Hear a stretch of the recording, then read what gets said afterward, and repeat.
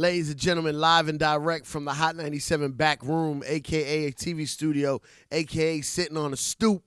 Cypher Sounds Rosenberg, a.k.a. Juan Epstein, with the legendary Bobbito Garcia, a.k.a. the Bob from Stretch and Bob.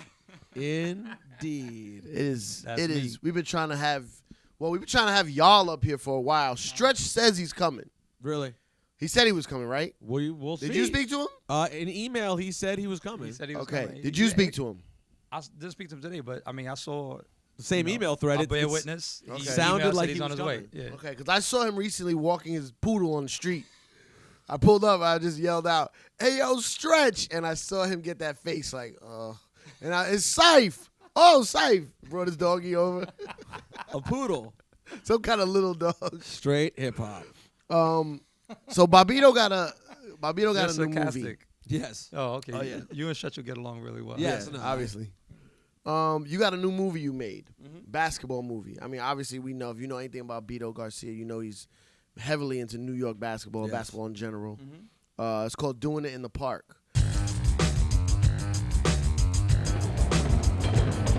I never had a more rush to this day since the first time I ever played street basketball. For this, you lay your life down, man. I'm gonna destroy him. I'm gonna kill him and the rest gonna fall in line. Win by all means necessary. And that's what makes the playgrounds in New York so tough. I ain't coming to make no friends. I'm coming to make enemies. I made a lot of enemies over the years, and I like it that way. So when I get on the court, I'm practice.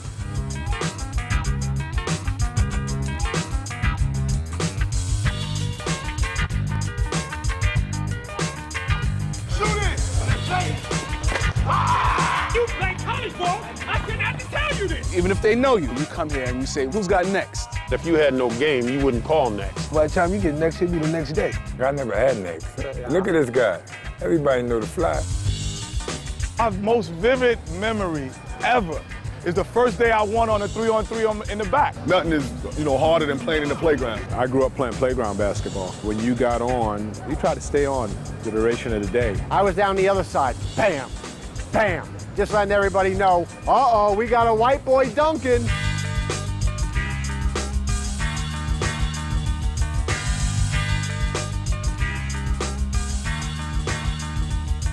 New York City pickup basketball is the essence of basketball. I don't know if you can be a basketball player without experience pickup basketball. The West 4th Street game is in here. It's here. If you don't know what it is to leave the court crying, to leave a basketball court bleeding, then you don't really understand basketball. Now, before we let you promote that, we need to get some information from you. Okay. Okay. Why don't you run down your history? Real quick, Start let the at people birth. know. Start at birth. Well, first off, my name is Bobbito Garcia, a.k.a. Cool Bob Love, formerly known as The Barber, the Edge of King of Swing, doing my thing. I think my entertainment history starts in 1990. My partner, Stretch Armstrong, and I started a radio show. No, go back. No, How did you before meet that? Stretch Armstrong? Okay, Well wow, done. okay. I started working at Def Jam as a messenger in 1989. Messenger. Yes, making $5 an hour, working for Russell Simmons, carrying records to Red Alert and Marley Marl. Really? Yeah, that was my first what job. a job that is. Yeah, and so, and then from that, I met Stretch because he was an up-and-coming DJ. Started giving him records. He actually interned for me at one Stretch point. intern for you at Def Jam. At Def Jam, yeah. Wow. I used to fall asleep on the couch because he had DJed the night before. And then in 1990, we started a radio show. And in the following 8 years, we kind of took over the airwaves. Yeah. Sort of like how you guys have done with your own brand, your own approach. We were two nerds. We were two nerds, basically. And we didn't follow any formula for being on radio. And we had 4 hours on 89.9 FM WKCR. What is it? 89.9 FM. 89 Tech 9. 89 Tech 9. Columbia. What is this guy? Disrespecting you. What? Disrespecting 89 Tech 9. Yeah. So, all right, go ahead. So, and then, in that time frame, we had the blessing to come across a lot of incredible unsigned artists, including Nas, Jay-Z when he had a 12-inch deal, Big L, Wu-Tang, when Old Dirty was Ace on Unique, Big Pun when he was known as Big Dog the Punisher. I mean, really everyone. Is there anyone who came up in New York who didn't come through you first? Well, it's not just New York, because Souls of Mischief were unsigned. Right, they of came course. through. The whole Hieroglyphics, crew came through. Stretch was playing. My mom's playing Tricks on Me like 9 months before Hot 97 picked it up. In the commercial radio, like it became a hit. So I mean, we had just had like no bars. Like whether you're signed, whether you're unsigned, whether you're on a big label, indie, you got skills. Come up to the show, you got a home, and Nas, Jay-Z, Biggie, right there. Those are like the three of the illest lyricists you could think of. Mobb Deep when they were poetical prophets. Big Pun, you throw him in there. Killer Cameron, Murder Mace, you know what I mean? Like, and then you talk about the whole indie level, post 95, Company Flow, Juggernauts, all those cats. Craig G reinvigorated his career on our show. Kool Keith reinvigorated his career on our show. So, Super Nat, Craig G battle started on our show. So a lot of things that were like integral to the 90s, so we're thankful. A lot of artists remember us. Some of them don't, but you either also way. started a label during that period towards the later part of the 90s. Yeah. A weird name. Yeah. Kind of perverted. Yeah. Fondle 'em, that's right. Syph, if you're listening Which to the was podcast, that was a subliminal message to the major industry, because basically I felt I had worked, for Def Jam for 4 years. Wait, were you an A&R at Def Jam? I was part of the decision-making team that helped LL Cool J go platinum for Mama Said Knock You Out. Wow. I was part of the decision-making team for EPMD, Nice and Smooth, when they came on board. I would help Faith Newman, who was the A&R, and Russell decide on what singles would come out off the album. Yeah, by virtue of the feedback. Everything cool? That's all right. Super Bowl blackout. Yeah, I got you. Did Beyonce just walk in or something? Beyonce just walked in. I would basically, listen to the feedback of the Rosenbergs and Cypher Sounds throughout the world, because that was my role. I was the mix show. What songs you promotions. feeling off the album? So the album comes out, you find out which ones the DJs Or are playing. they'd be like, yo, the B side is crazy. Or in the case with L, that was probably like the biggest decision we made was I passed out Boomer System on a cassette. I made like 60 copies and just hit the red alert of every city. Right. At that point. And then the feedback was so banana because, why didn't you just email them the MP3? Yeah. You should. Nah, All they you do didn't is attach exist it back and then. send it. Yo, promotions nowadays is a lot different, right? Yeah. It's lazy. The label lazy just as fuck. sends reply They all send and it over and over. Yeah. It's not the same. Dude, I used to have to send records and write the label in the UPS book as well as the package. Every time. Special K, Teddy Ted. I knew their address by heart. I wrote it so many times. And Anyway. then, so Boomer System was something you thought should be a single and the label didn't or something like that?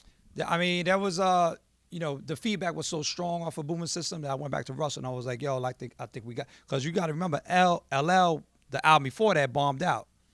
You know what I mean? That was his worst selling album. So we had to resurrect his The career. one before was Walk with the Panther? What was The one before that was Walking with the Panther, yeah. Where he had the I'm That Type of Guy single. I like I'm that type of guy. I'm sorry, I was very young. But When you're young and there's a I'm video. the type of guy. Yeah, I guess in retrospect, It it's wasn't pretty hot. horrible. Nah, it wasn't hot. No, but, if we grown up. If you were like an actual DJ at that point, I'm like, what is this? But the video was cool. The video was cool. As a kid, I was like, this is nice. I'm going to share an interesting story because Nas called me out in an interview a couple of years ago. But basically, when I was doing A&R, Nas was coming up to our radio show a number of times, me and Stretch. So I got to know him. Large Pro was bringing him? Who was bringing him? No, actually, the first time he came up was with, my bad. Large Pro, because he had, he did Live at the Barbecue. So I was given the Nas and Akinelli demos. Now, a year before that, I think I heard this story. Russell had given me the Simply Too Positive MCs demo. They later became Organized Confusion. Now, they split up. You got Pharoah Monch. Right, so, and Russell, I suggested to Russell that he signed them to a deal, but he was like, yo, they too lyrical, I don't see any hits or whatever. So when I heard Nas's demo, which had the original It Ain't Hard to Tell, I was like, yo, this kid is mad lyrical. I don't think Russell's going to see the vision to see him as an artist on Def Jam. And listen, I was right because Search wound up signing Nas to his production deal. Later brought it to Russell. Russell passed on it again. So, but in Nas's mind, it was like I passed on. You passed. Yeah, I passed on his demo. I was just saving him the time because I didn't want to waste his time.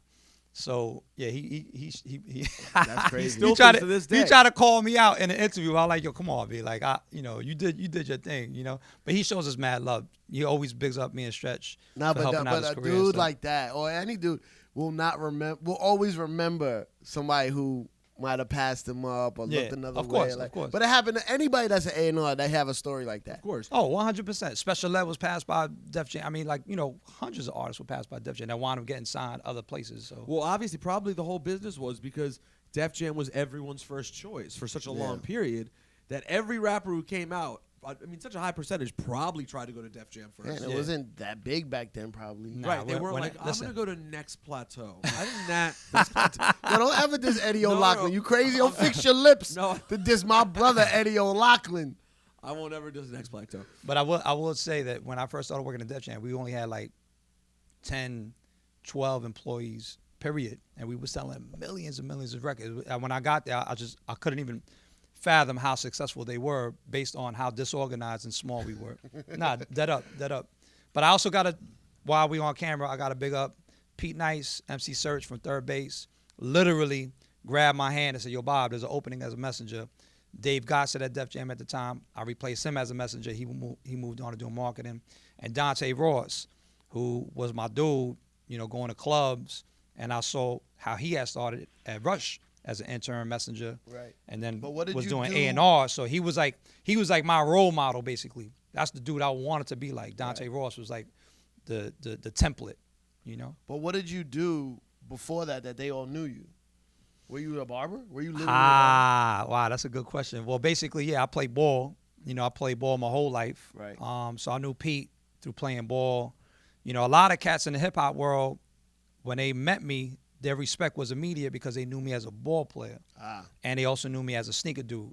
Because I would crush people in the 80s because I was painting dating back to 1981, customizing shoes, coming to clubs. When I started going to Paydays, I remember the day I went to Paydays and De La Soul was there, and I had some Puma Sky Alexas. Y'all probably don't remember them.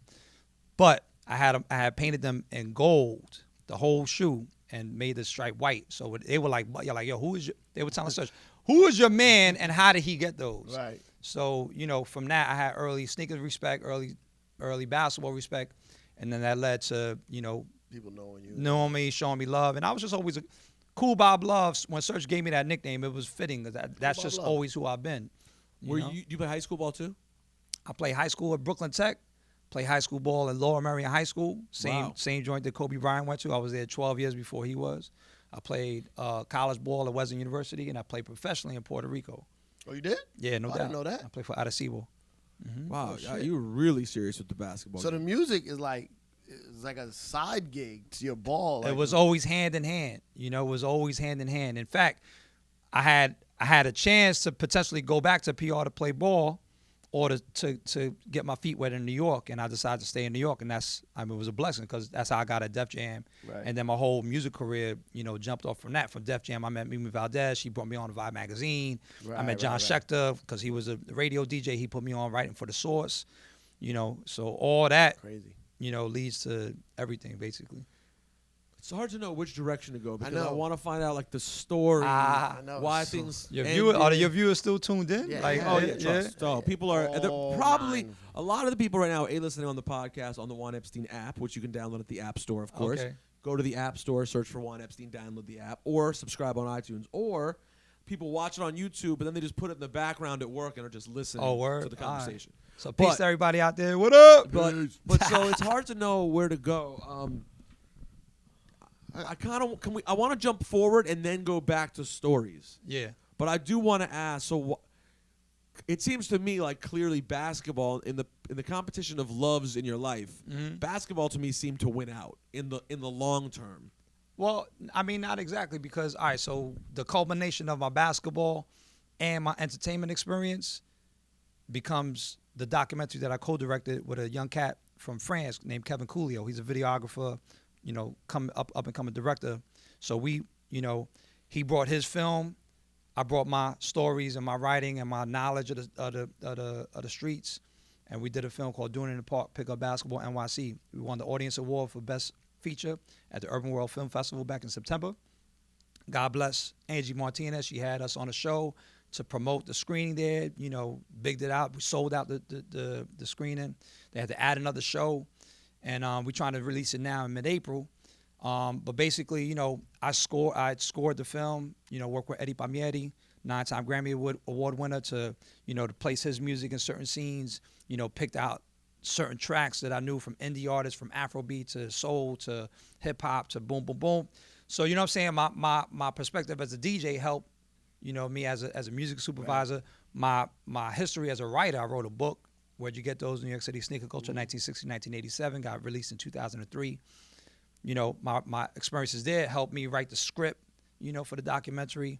And then my radio experience, you know, being on 89.9 FM for 12 years. I was on Hot 97 with Stretch here for 2 years, from 96 to 98. When I was interviewing, you know, Kevin had the camera. I'm doing all the interviews. So I'm interviewing Pee Wee Kirkland, you know, Corey Homicide Williams. A lot of cats that are known in the playgrounds, but also a lot of cats that are not known. The film is about the 99 percenters. You know, about the everyday person that can't wait to get off of work, you know, dedicates their life to playing pickup. And then what that community presents, you know, as a culture, as a movement, you know. And, of course, we had to do New York because that's the Mecca. But you could be anywhere. You don't even have to like basketball to enjoy our film. We have mad girlfriends of you know, ball players coming up like, yo, I don't even like the NBA. I hate when my boyfriend plays, but I love your film. You know what I'm saying? So we trying to get it out this April. We got a Kickstarter campaign. Where's the Kickstarter? Where can people find that? It'd be too long to tell you the URL, but it's Kickstarter. Just go to Kickstarter.com and type in Doing It in the Park, or type in Bobbito, or you can just go to our website, doingitinthepark.com. That's spelled without a G. Okay. And essentially, what we're doing now, the film is finished. We're just trying to raise funds to independently release it, to get it in theaters, do DVD, Blu-ray, get it on iTunes, Amazon, you know, da-da-da-da-da-da-da-da. So it's a climb, you know what I'm saying? Because, like, only 1% of all documentaries made every single year get in theaters. Wow. Only 1%. So we up against the odds right now, you know, and we have a beautiful film. People love it. We've already screened it in 5 continents, you know, so we got a following. You're not going to do a screening in Antarctica? Why?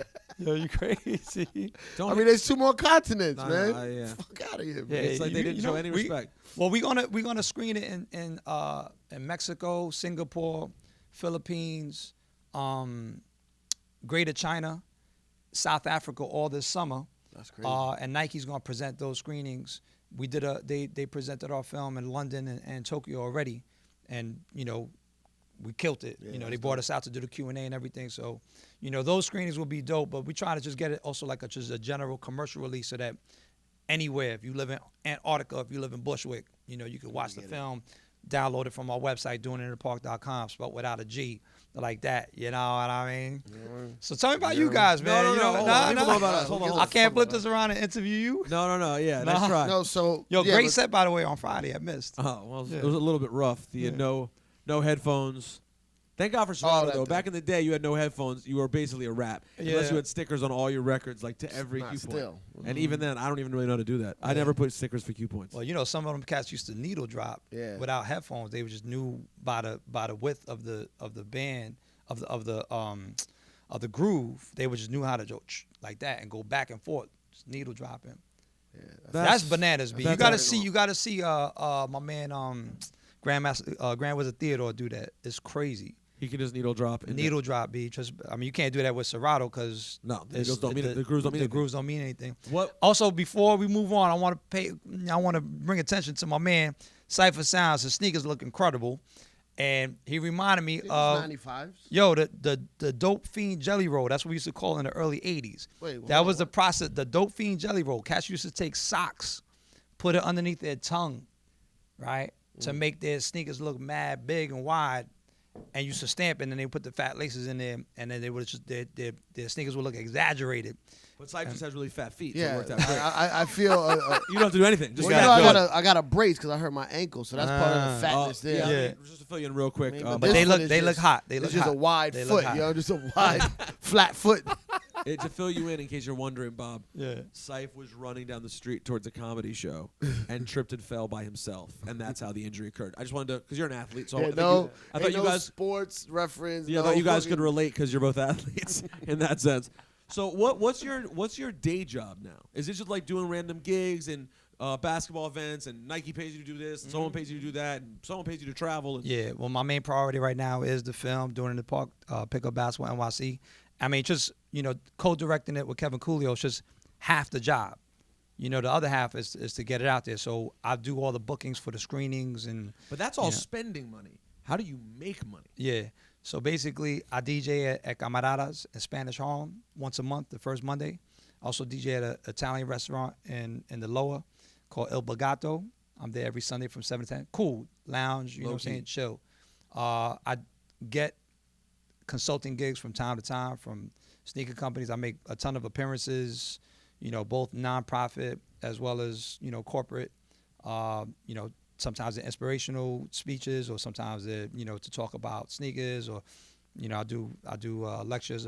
I've done colleges lecturing about my book. I DJ, around the world. You know what I mean? So it's like sometimes when people recognize me on a train, I don't know what they're recognizing me for. Right. They be like, "Yo, how's this?" You have a TV show. I did a TV show on ESPN called It's the Shoes. Okay. So when they be like, "Yo, what happened to the show?" I gotta ask them, like, which one? I did a show for Madison Square Garden Network called Summer Ball for three seasons as well. I used to be the halftime reporter for the Knicks in 06 and 07. Yeah, I used to do the what Jill Martin does now. Yeah. Interviews whoever's at Celebrity Row. Yeah, I used to do the interviews. So when people be like, "Yo, what happened to the show?" I'm like, "Well, you talking about me and Stretch? Hot 97. Yeah. I don't know. So, but I love it when people show me respect on a train, or remember who I am. I appreciate you guys bringing me up. I'm 40. Listen, I'm 46. A lot of people. Same age as Mike Tyson. Is that right? Yep. Yeah. A lot of people don't know about what we did in the 90s. You assume that everybody does, but I know, I do. We do fall into that bubble of everybody should know what your Stretch and Bob's show and all that. But it's funny because since we started doing Juan Epstein, we were like, we got to get Stretch and Bob. Well, people. Here's the thing: our regular show on the air is nothing like you guys, except the influence of the casual sarcasm and shit talk that I think you sort of instilled in hip hop in general. But our morning show is a morning show. We've created a nice, illustrious.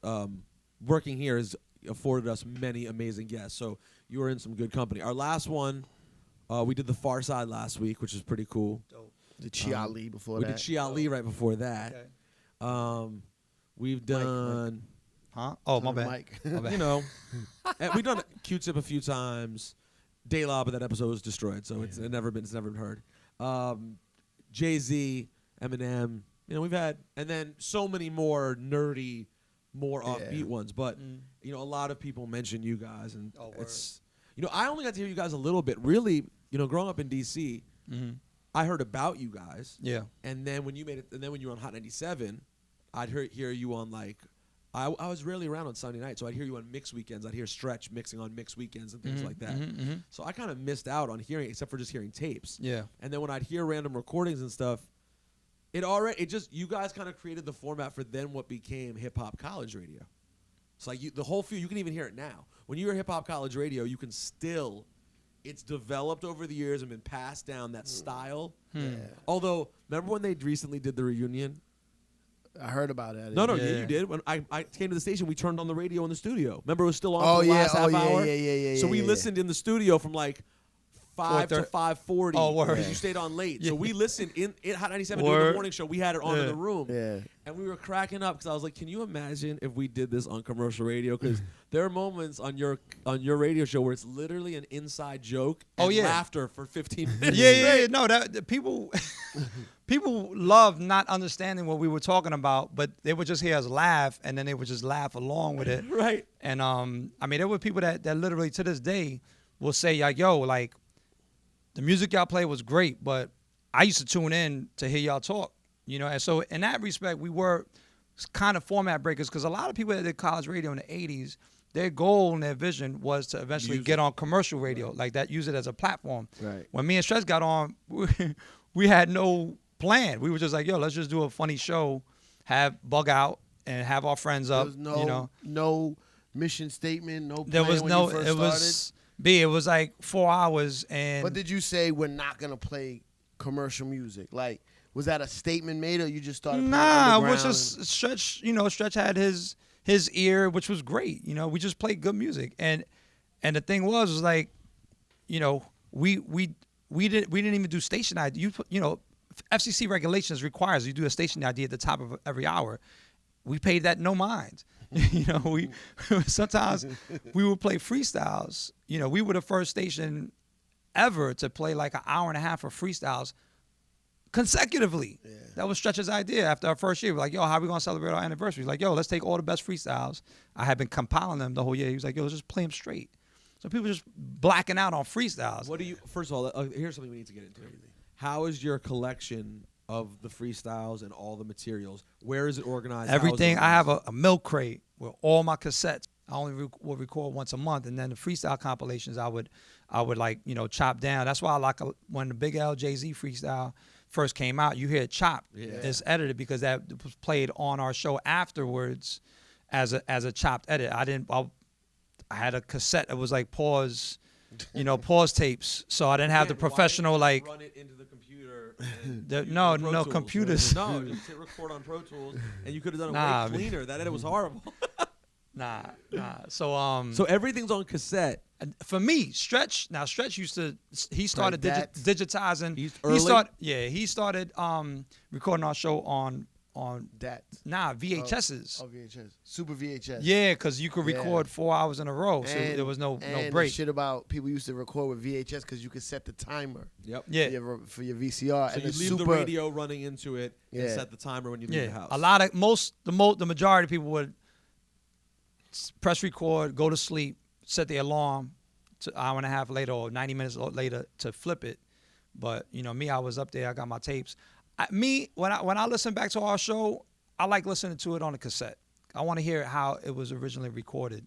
I'm not against the digitizing and all that, and, you know, Peace to Philly Flavors and the Stretch and Bobbito blogs, you know, and Dirty Waters, all these cats that, you know, have been like altrap.com, you know, they've been archiving our shows, and I appreciate that because it allows, you know, the younger cats who can't get their hands on a cassette. They don't have all our shows. I mean, no one has all of our shows. Not even Stretch. You know, Stretch will hit up people like, yo, you got that show from 95. I got to shout out Talib Kweli. My brother's been retweeting about me and Kevin's film Doing the Park like crazy. Love him for that. And I was looking up my catalog. I have a catalog of every single artist that ever came to the show. Wow. What date? And I was like, oh, January 5th, 1995, Talib came up with Taj from the Licks. Talib was unsigned back then. I forgot about that. So that might very well be his first public appearance. You know, I always talk about Nas and Biggie, but I forgot that Talib. So many people. Yeah, it's a lot. What did Biggie do the first time he came up?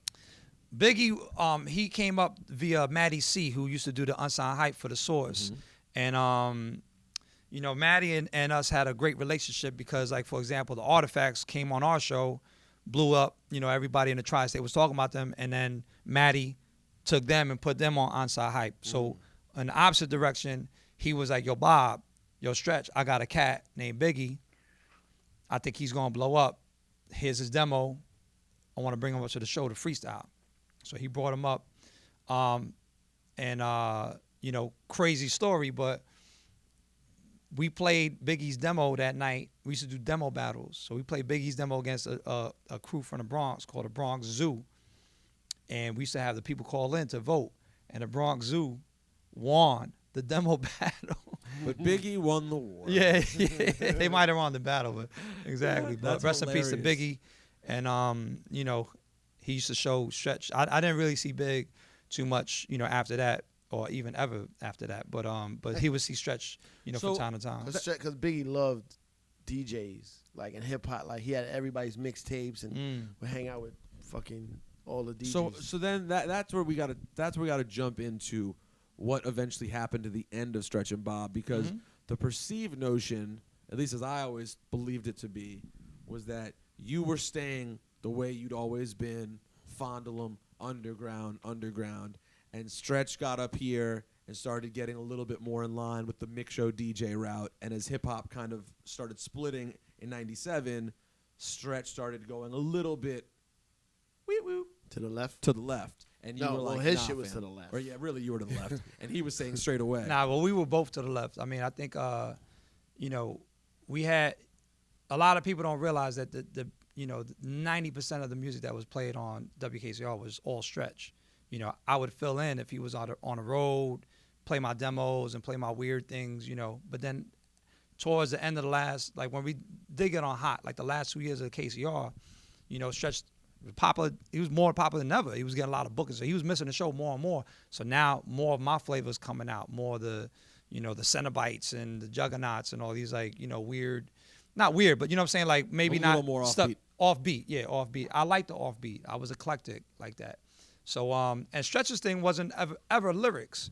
His thing was beats, you know, and a lot of the artists that were making the music that he dug leaned more actually towards, like, you know, Thug. We used to call it Thug Thursdays when Stretch would be on, you know, and then I would call it like, you know, Bob Out of Space, you know. So really, it was just a musical lineage that started separating. And when we said peace to each other, you know, it was fine because he kept on doing hot, I kept on doing KCR, so we each had our place. So he left KCR. He eventually, well, we started alternating Thursdays. Yeah, so he could do his thing, I could do my thing. That was the Big Boy Andre 3000 double album shit. It got so weird because I used to work at Fat Beats and we used to get the cassettes, and then that era was like, damn, what they doing? They breaking up, like, but they trying to keep the show, like. It felt weird. It felt very weird. It was. I mean, it was a weird time, but you know, just like everything else, you know, he moved on, I moved on. What was happening with the Hot show at that point? I decided to quit Hot. Oh, you left, and he I stayed. left Hot. You know, at that point, I did it for 2 years. I didn't really see. We did the morning show January 1st, 1997 together, but beyond that, and that was because Ed and Dre they needed a replacement, so the Hot staff they brought us in. I didn't really see a long-term career at Hot 97, you know, so I was just like, okay, cool, like I'm just gonna move on. I'll keep on doing KCR. I eventually let KCR go as well, and then, you know, same thing, you know, Stretch's show ended on Hot. He left KCR. You know, we just moved on, and it's kind of nice now to get booked by Red Bull, you know, and do like a lecture series, and then, you know, DJ and talk about and do the 20th anniversary on Susio's show when he was still doing 89.9, and, you know, to get up here and, you know, just share the history, because it's a beautiful history, you know what I'm saying? And there was so much fun that we had up there. It's bugged out, you know? Awesome. It's that I didn't listen as much as I should have because it felt like, oh, it's always on, you know what I'm saying? And then when it ended, I was like, I should have. And then they used to bring the cassettes to Fat Beats to sell. And I was like, I'll get them later. What happened? I'll get them later. And what happened? And then the show stopped. And then I left the Fat cassettes? Beats. I got some. Other people got more. Other people got And you more. finished. People used to come in every week, buy it every single week. Smart. And hit that. My favorite was the cough button for hours. It's staccato stuff. No, that could last for 10 minutes. I used to call your station all the time. I never said my name. I mean, I might have said my name once. Yeah, we used to cook people. They call up and we used to cook them. Like, people just do voices. People would call up, and if we didn't diss them, they'd be like, yo, that's it? You're not going to, nah, go ahead. And you ain't going to diss me? We would hang up on people. You know, actually, Buck Wild and Star and Buck Wild? Star and Buck Wild, they actually told Stretch at one point that some of the, the format ideas for their show successful, here at Hot, that they got inspired by us. Had to be. Yeah. Okay, so is there anyone in recent times that you've bumped into and you were blown and disappointed that like you were sure this was someone who was gonna like be really cool when they saw you and be kind of excited, and they actually went kind of Hollywood on you, and you were like, oh, word, all right. Nah, I think I can't think you of don't it. seem I think like the type though that you would press someone if, like, let's say it was someone who's a huge megastar now, and you didn't necessarily have a great relationship with them, but you knew them and they did the show to start. You don't seem like the kind of guy who'd be running up to them to be like, hey, just wanted to check in, fam. That doesn't seem like your style. Nah, I mean, I would guess the only example I could think of is, Jay-Z came up to our radio show when he had a 12-inch deal before his album dropped. And In My Lifetime. Right. He came up, the first joint that was on Freeze Records. And he came up like... Whoa, hold on. Syph, that was... That's, That was... No, that was... In My Lifetime before it was on Payday? Yeah. Okay. No, but Payday... Payday released the 12-inch after the... But I'm saying the album came out on Freeze. Okay. Oh, Freeze priority. Right. Gotcha. So... Payday was Dead Presidents? No. Payday was In My Lifetime. Yeah. Anyway. And then the remix. So Jay-Z came up to our show like maybe 3-4 times. One time he brought up Big Daddy Kane. The most famous one is when he came up with Big L. He came up with another crew, I think called the Brooklyn Rangers or something like that. He brought them up? Oh, the Rangers. Yeah, the Rangers, something like that. I remember the Rangers. That one of the dudes from the Rangers was at that event last week. Oh, word? Okay. So, and basically, I mean, he was a cocky dude. You know what I mean? Like, and back then I was like, who's you? Like to be walking around here like you the greatest MC in the world. You know what I mean? Like, I mean, he was nasty, no doubt. But I'm just saying I think Jay was particular in that he knew from jump that he was going to blow up. Like, I don't know how he knew, but he just had that confidence in that air. Work ethic. This is like, I'm talking 95. Like, he came up to our radio show. I'm not saying 1 a.m., like 3 a.m., 3:30 a.m. He's up there with Kane, like rhyming, like trying to, Well, he must have already felt like the man for even being able to bring Kane up to the radio station. Quite possibly. So he brought Big L. I always assumed Big L brought him. Nah, Big L goes, I got my man Jay-Z. I don't know. I always thought he brought him. Well, L was another cat that came up to our show 4 or 5 times. And the amazing thing for me is that the one that's the most known is the one with Jay, obviously because what Jay did. But L, that wasn't L's best performance. L crushed it a couple other times with even better, in my estimation, better verses and better music that Stretch had played for him. But anyway, I don't really know who, it's funny how history works. I thought that Big L and Jay-Z, we had both booked them separately and that they both came up. And what would often happen, I would be like, yo, y'all in the waiting room together. You want to get on the mic together and just create something ill? So in my mind, I always took credit for that. But then I was being interviewed by a documentary by this cat named Jules that's doing a story of Big L's life. And he told me that, L and Jay had actually battled on 139th and Lenox outside. And that they were already talking about combining either to have L on Rockefeller or to do an album or something. Don't quote me on any of this. But basically they knew each other beforehand, and that's part of the reason why they wound up on our show together. How that exactly happened, I don't know. You'd have to ask Jay. Anyway, to bring it back to your question, when I was doing the halftime reports for the Knicks, I used to take the elevator, the backstage elevator. And one day I was on the elevator with Jay and Beyonce, So saw Jay, what up? Gave him a pound. Really didn't have much to say. He didn't have much to say, but, he gave me a pound, showed me my respect. And then he complimented me for my sneakers that I had on. Of course. And that was it. But, I wasn't going to come up on him like, remember that time he came up with Big L? Like, he was with his girl, you know what I'm saying? Like, I'm not going to be all... Can I say a couple things? Yeah, go ahead. One, when he's with B, he's always different. He's a little more reserved because he's with his wife. He don't want to... And deservedly so. Like, she don't want to talk about Big L. Then he caught a lot of flack for that Big L freestyle because a lot of people were saying he bit some of Big L's rhymes and made him into a hook or something. Oh, remember Cameron was calling him a biter, And there was all that shit about him biting rhyme, all the Biggie rhymes. Oh, really? Right, and then there was something in that Big L says in that freestyle that ends up somewhere else that he's sensitive about because it's in a song, and then he's basically saying, "Yo, I'm showing love to Big L," and people saying I bit his rhymes, and that freestyle's from your show, so I can see him seeing you and getting a little. Oh, that's. I think you're looking at into it way too much. I think he was with his woman. Said peace, peace, and that's it. And keep it moving. Maybe he just don't like Puerto Ricans. Oh, yeah. Nah. I'm going with that one. You know what I mean? It's the likelihood. Jay-Z's racist. Well, it's been solved. Another mystery solved. I'm not part of this show right now. I'm just a guest. Right, well, listen. I don't co-sign anything they're saying. So we got to wrap up, but you and Stretch were not on bad terms when it came to an end. Nah. It was cool. I mean, we wasn't on the best of terms, but you know what I'm saying? Like, were you ever best friends? Yo, me and Stretch were roommates. You understand? Like, we were like, his bedroom was there, my bedroom was there. We, paid rent together. And then, you know what I mean? Like, that's. So you when you got on the radio, you was like 20?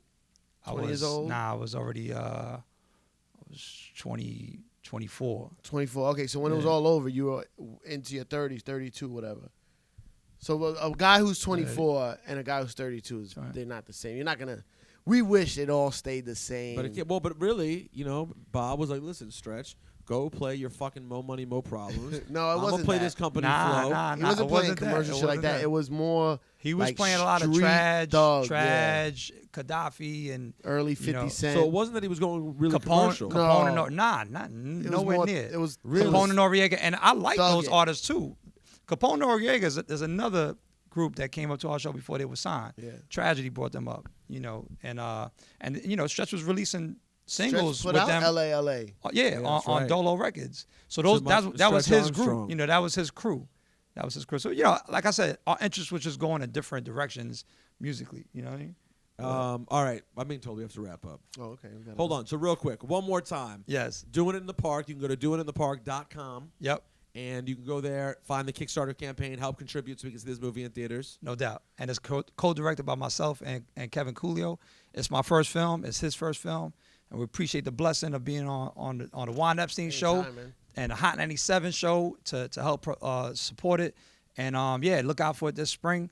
DoingItInThePark.com, spelled without a G.